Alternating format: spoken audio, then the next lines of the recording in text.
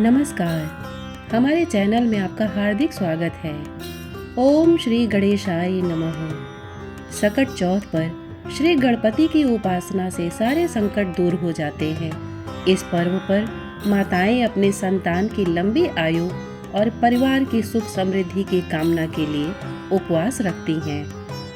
सकट चौथ को संकष्टी चतुर्थी, तिलकुट, माघ चतुर्थी आदि नामों से भी जाना जाता है। यह व्रत भगवान गणेश को समर्पित है। इस व्रत में चंद्रमा को अर्घ्य का भी विशेष महत्व है। इस व्रत को करने से विघ्नहर्ता गणेश संतान के सारे संकटों को दूर करते हैं। हर वर्ष माघ मास के कृष्ण पक्ष चतुर्थी तिथि के दिन सकट चौथ का व्रत रखा जाता है। ऐसी मान्यता है कि इस व्रत को करने से संतान निरोगी, दीर्घायु और सुख समृद्धि से परिपूर्ण होती है।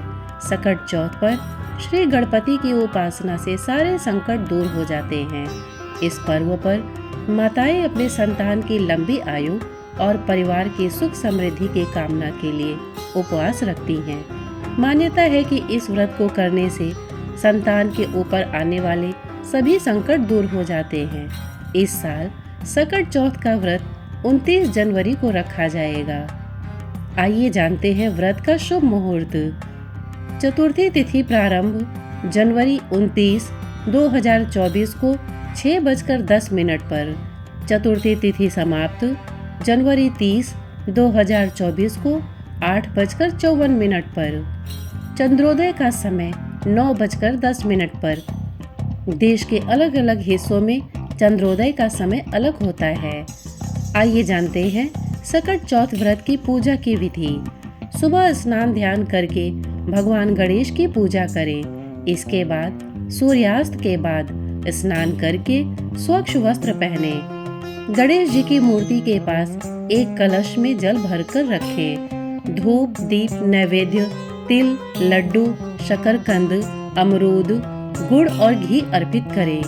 सकट चौथ की पूजा के लिए लकड़ी की चौकी, पीला जनेऊ, सुपारी, पान का पत्ता, गंगा जल, लौंग, इलायची, सिंदूर, अक्षत, मौली, इत्र, रोली, मेहंदी, 21 गांठ दूर्वा, लाल पुष्प, भगवान श्री गणेश की प्रतिमा या मूर्ति, गुलाल, गाय का घी, दीप, धूप, तिल के लड्डू, फल, सकट चौथ व्रत कथा की पुस्तक, चंद्रमा को अर्घ्य देने के लिए दूध, गंगा जल, कलश, चीनी आदि से सकट चौथ की पूजा की जाती है। आइए अब जानते हैं सकट चौथ व्रत में पान के प्रयोग का क्या महत्व है। शास्त्रों के अनुसार भगवान श्री गणेश की पूजा में पान का प्रयोग सभी प्रकार की मनोकामनाओं को पूरा करने वाला माना गया है। मान्यता है कि मां लक्ष्मी को भी पान अति प्रिय है। कहते हैं कि सकट चौथ पूजन में भगवान गणेश को पान अर्पित करने से मां लक्ष्मी का आशीर्वाद प्राप्त होता है। ओम गणपतये नमः का करे जाप। सकट चौथ के दिन ब्रह्म मुहूर्त में स्नान करके स्वच्छ वस्त्र धारण करके भगवान गणेश की पुष्प, दूर्वा, लड्डू आदि से विधि विधान पूर्वक पूजा करनी चाहिए। विघ्नों को हरने वाले भगवान गणेश के मंत्र ओम गणपतये नमः का जाप करना चाहिए। संतान की लंबी आयु के लिए सकट चौथ व्रत की कथा सुननी चाहिए। रात्रि में चंद्रमा को अर्घ्य देकर व्रत संपन्न करना चाहिए। माघ मास के कृष्ण पक्ष की चतुर्थी के दिन चंद्रमा के दर्शन से गणेश जी के दर्शन का पुण्य फल मिलता है। प्रत्येक मास में 2 चतुर्थी होती है। अमावस्या के बाद आने वाली शुक्ल पक्ष की चतुर्थी को विनायक चतुर्थी तथा पूर्णिमा के बाद आने वाली कृष्ण पक्ष की चतुर्थी को संकष्टी चतुर्थी कहते हैं।